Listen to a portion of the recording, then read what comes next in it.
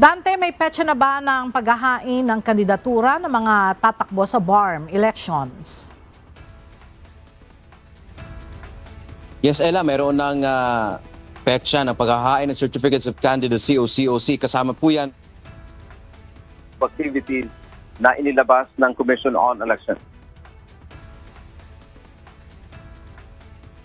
Naglabas ang Commission on Elections o COMELEC ng Resolution number 11214 na nagtatakda ng kalendaryo ng mga aktibidad at panahon ng mga ipinagbabawal na gawain para sa Bangsamoro Autonomous Region Muslim Mindanao o BARM parliamentary elections.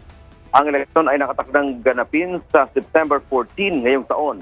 Mula May 5 hanggang 7 itinakda ang panahon para sa paghahain ng Certificates of Candidacy o COC ng mga district representative at ang listahan ng mga nominado ng mga partido at koalisyon.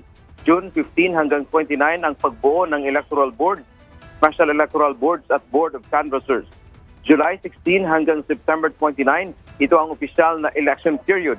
Sa panahong ito, mahigpit na ipatutupad ang gun ban o ang pagbabawal sa pagdadala at paglilipat ng mga armas, maliban na kung may nakasulat na pahintulot mula sa komisyon. July 30 hanggang September 12 ang panahon ng pangangampanya para sa mga kandidato at partido. Nakalagay din sa resolusyon na mula September 15 hanggang 29 ay dapat tapos na ang pamamahagi ng honoraria sa mga poll workers na karamihan ay mga guro.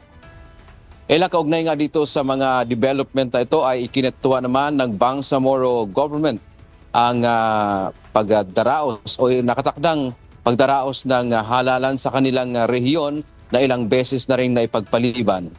Yan man ang ating update mula dito sa Maynila. Balik sa iyo, El. Maraming salamat, Dante Amento.